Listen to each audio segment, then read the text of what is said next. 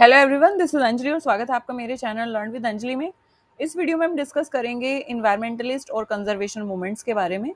कौन कौन से इन्वायरमेंटलिस्ट और क्या क्या उन्होंने किया है, क्या क्या उनके कंजर्वेशन मूवमेंट रहे हैं, किस ईयर में रहे हैं, उन सब चीज़ों से रिगार्डिंग हम कुछ एमसीक्यूज देखेंगे। सबसे पहला हमारा क्वेश्चन है, who is known as waterman of India. तो कौन से ऐसे कंजर्वेशनिस्ट हैं या कौन से ऐसे इन्वायरमेंटलिस्ट हैं जिनको वाटरमैन ऑफ इंडिया के नाम से भी जाना जाता है। वो है राजेंद्र सिंह। राजेंद्र सिंह जो है उन्होंने काफ़ी सारे ट्रेडिशनल वाटर कंजर्वेशन सिस्टम को रिवाइव किया है।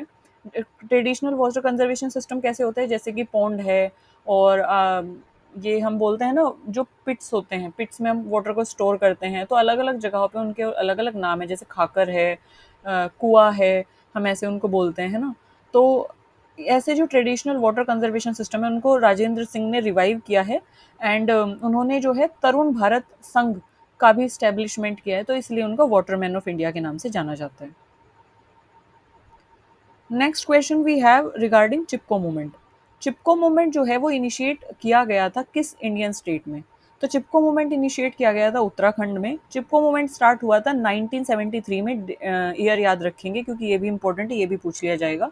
1973 में चिपको मूवमेंट स्टार्ट हुआ था रेनी विलेज में, जो कि चमोली डिस्ट्रिक्ट में है। तब ये उत्तर प्रदेश में था, पर फिलहाल ये उत्तराखंड में है। तो अगर हम बात करें कि किस इंडियन स्टेट से इनिशिएट हुआ तो उत्तराखंड से हम बोलेंगे। अगर वहाँ पे ऑप्शन में उत्तराखंड है तो आप उत्तराखंड ही टिक करके आएंगे, लेकिन अगर वहाँ पे उत्तराखंड नहीं है तब आप उत्तर प्रदेश टिक करके आएंगे। ओके, क्योंकि जब ये स्टार्ट हुआ था 1973 में चमोली डिस्ट्रिक्ट में, तो तब उत्तराखंड जो है वो सेपरेट नहीं हुआ था, तो उत्तर प्रदेश था।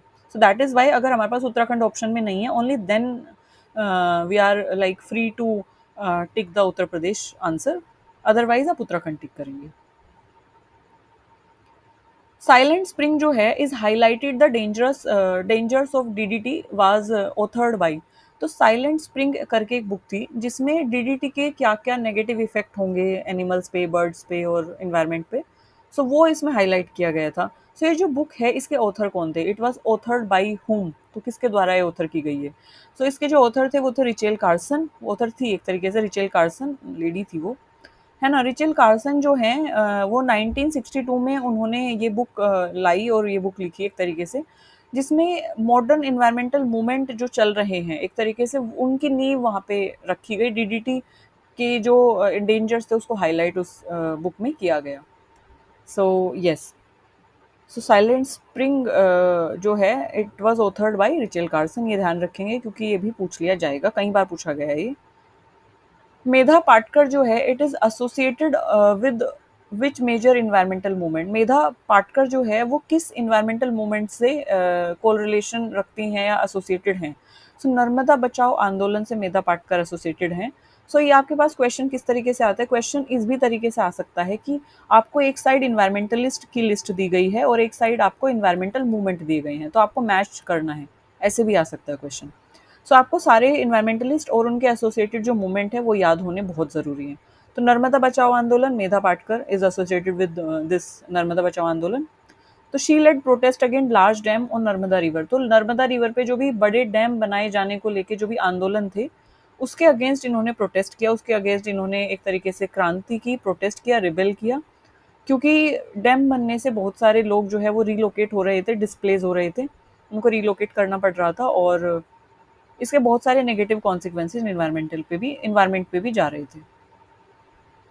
Who is called the Birdman of India. पहले हमने बात की वाटरमैन की, अब हम बात करेंगे बर्डमैन की। किनको बर्डमैन ऑफ इंडिया के नाम से भी जाना जाता है, तो डॉक्टर सलीम अली जो हैं उनको बर्डमैन ऑफ इंडिया के नाम से भी जाना जाता है। डॉक्टर सलीम अली जो है he is like pioneered ornithologist basically in India and he is renowned for his bird surveys.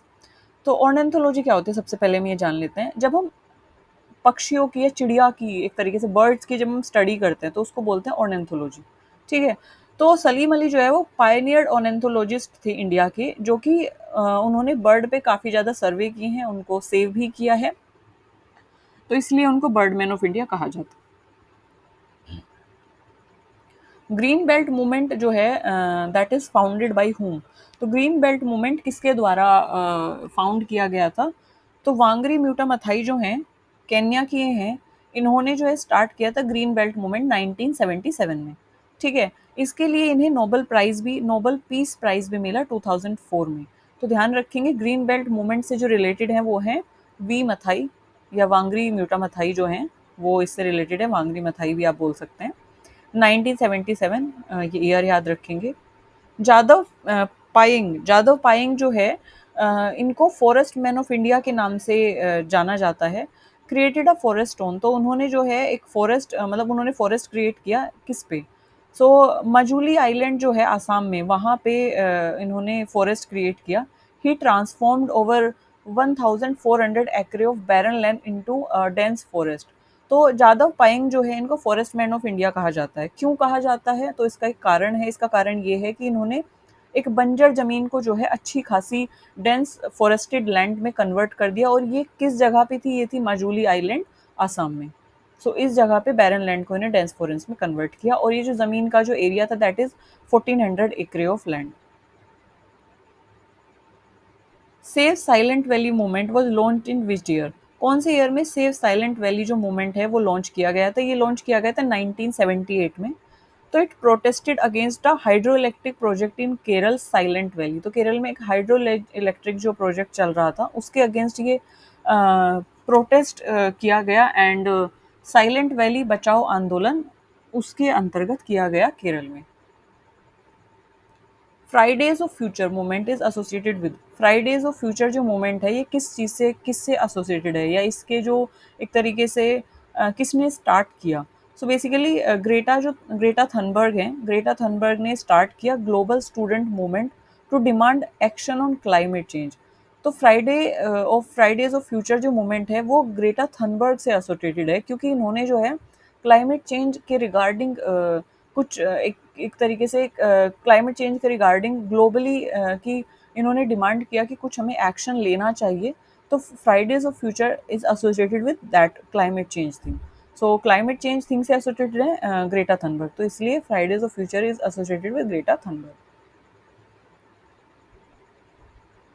The jungle बचाओ आंदोलन वॉज इनिशिएटेड इन, जंगल बचाओ आंदोलन कब शुरुआत उसकी हुई? तो उसकी जो शुरुआत हुई वो 1982 में हुई, बिहार में। अभी झारखंड में है वो जगह।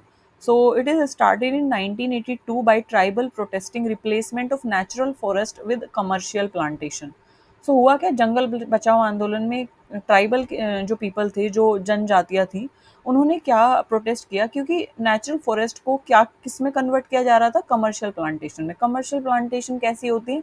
मतलब ऐसी क्रॉप्स को लगाना जिनसे आप व्यापार कर सकें, जैसे कि इंडिगो, है ना, नील की खेती हो गया, जैसे चाय की खेती हो गई।